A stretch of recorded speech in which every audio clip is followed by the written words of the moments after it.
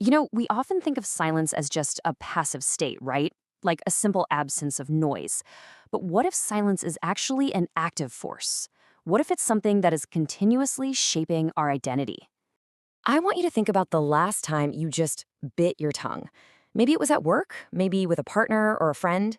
What actually happens to the words you choose not to say? Where do they go? We tend to believe that by swallowing our words, we're neutralizing a situation, like we're just making the friction disappear. But as we're about to see, those unspoken words, they don't just vanish. They definitely go somewhere. All right, let's get into section 1, the dilemma of silence. So, we really need to examine this heavy burden we carry when we're desperately trying to keep the peace, even when every fiber of our being is screaming at us to speak up. To understand this dilemma, we're going to look at our source material for today. It's this brilliant, incredibly perceptive quote by author Cleo Wade, which was shared on tinybuddha.com. And before we even read the text, just notice the visual texture of the background here. It's a heat map gradient glowing in these really intense pinks, blues, and yellows. That isn't just a random design choice. It perfectly mirrors the thermal, emotional weight of its message. It's literally like looking at an emotional scan of suppressed frustration, just boiling right under the surface. Okay, let's dive into this first fragment of the quote. There are times when you must speak.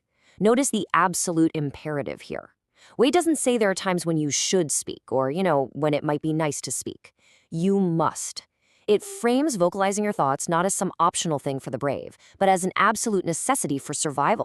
To really get why it's a must, we kind of have to map out the invisible timeline of staying quiet. It happens in 3 distinct phases. First, you choose to keep quiet, usually just to avoid conflict. Second, you swallow your truth, meaning you physically and emotionally suppress your perspective. But it's this final phase that's the real danger zone. Your internal boundary shifts. A single moment of avoidance creates this cascading internal effect where the line of what you're willing to accept just moves a little bit further back. Moving right along to section 2, the false motive. So, if speaking up is so absolutely crucial, why on earth do we talk ourselves out of it all the time? Well, we can usually deconstruct this by looking at the totally misguided reasons we think we need to speak up in the first place. The quote continues with a massive paradigm shift, not because you are going to change the other person. We so often stay silent because we think, why bother? They aren't going to listen. They aren't going to change. We're essentially tying the entire value of our voice to the reaction of the person standing in front of us. We can call this the illusion of persuasion. Entering a conflict with the sole goal of changing the other person is, honestly, it's a huge psychological trap. It is incredibly rare to change someone's worldview. Actually, scratch that. It's almost impossible in the heat of a disagreement. When we make their transformation the goal of our voice, failure is pretty much guaranteed. And that anticipated failure leads straight to frustration and ultimately to a much deeper, more permanent silence. Which brings us to section 3, the true consequence. Now, what's really interesting about this slide is it reveals the actual cost of our silence. Here is the emotional and logical climax of Cleo Wade's quote.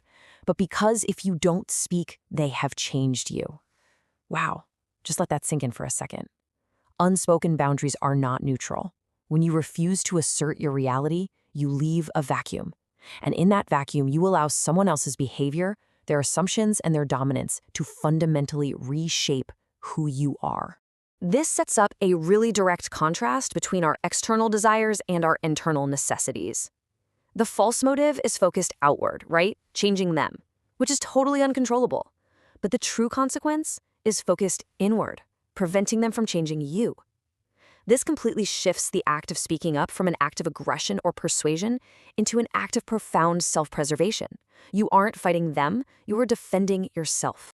This builds into a broader psychological concept based on Wade's logic. Let's call it character erosion. It's the gradual loss of personal integrity that occurs when your boundaries and truths are repeatedly left unspoken. You don't just wake up one day as a completely different person. It happens by 1,000 tiny concessions. Every single time you swallow your truth, a little piece of your core identity chips away.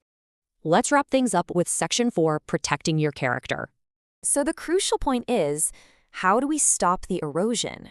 how do we actually put this into praxis? We're going to apply this philosophical deconstruction to how we maintain our personal integrity in our actual, messy daily lives. Step 1. Recognize the urge to stay silent, especially when it stems from that feeling of hopelessness about changing the other person. Step 2.